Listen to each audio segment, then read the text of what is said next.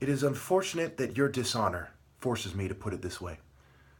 Every group in America and their extreme dishonor and extreme lack of respect for Africa and for the Creator have forced me to put it this way. And no, I should not feel bad, and it is disgraceful if they try to make me feel bad. When running a race, a mile, do we consider whether or not there are hurdles on the track? Certainly, when it comes to racial supremacy, the IQ test, people do not consider that. Never have I seen mental health in more of a pitiful state than I have recently. Still in 2018, pushing eugenic ideas while trying to sabotage whistleblowers and people who tell the truth.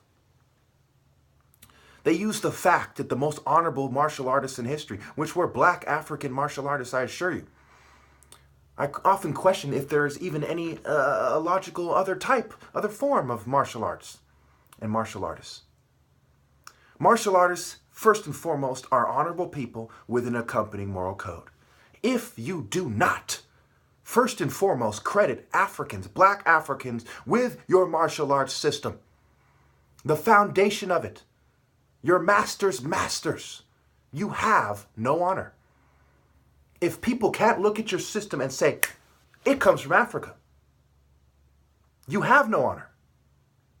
You should not be teaching anybody about discipline, honor, respect, morals. You have none. By default, you are disrespecting the intangible heritage of martial arts in general. The divine order. For that same reason, love does not exist anymore. Let's consider the idea of love as having to be focused enough to understand what it is in the first place. Let's consider the illusion, right? L is right there. Illusion, L. Okay? Mentally L.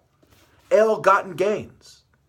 If you're L from ill-gotten gains, you should not be judging the mental health of others. Remove those logs in your eyes before you remove the sawdust on the ground next to the people you wish to correct. Sawdust that was put there by the logs in your eyes. Because people are unfocused. They are tricked by the illusion and they have ill-gotten gains. They do not have love. Love comes from the idea of being focused, understanding reality. And then and only then do we truly have a chance to connect to this idea. First, there must be justice, and justice only comes from living in reality.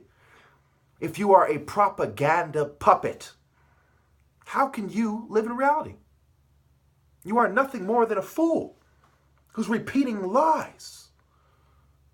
Like the biggest lie you ever tell, which has to do with love. A love for God, a love for family. When you don't ask God from a position of loving Him, how can you expect anything from Him? There is more than enough evidence to see why people are sick. There's more than enough evidence to see why it must be a martial arts order. And I'll get to that in part 2. Because you are unfocused. You are full of illusion and ill-gotten gains. If you weren't, you would fall on your completely prostrate before me and beg me for guidance. You would submit completely and would be ready to die on a moment's notice for the only logical direction to the Creator, through me. Everyone else is in complete defiance of the natural order. If you cannot even obey God's representative on earth, how can you expect love or to even be right? And how do you expect, and why do you think you should continue planting your seeds and dedicate everything to survival when you don't even have love? Is being a puppet for pedophiles, for sexual sadists. a worthwhile form of existence.